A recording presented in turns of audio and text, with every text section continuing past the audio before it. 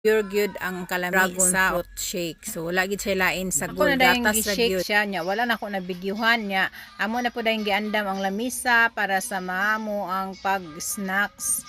So luto na ang merienda sa kabataan, presko kayo nga dragon fruit ug pares sa saging nga banana cube. Giprito lang siya, ibutangan og sugar, daog na ang merienda para sa mga kabataan, sustansyado pa gyud kayo. So pasar kaayo siya sa mga bata, inom gyud ang mga bata, ganahan sila sa dragon fruit shake nga presko kaayo gikan gyud sa puno. So the best, approve sa kabataan. So nindot day siya, lami gid day siya. Karon pag gid natistingan og unsa gid kalami ang dragon fruit. Salamat hantod na pod sa sunod pohon, paki-follow, like and share sa atong video padayon ta nga manghatag og load para sa atong mga sharer o follower. Thank you, God bless.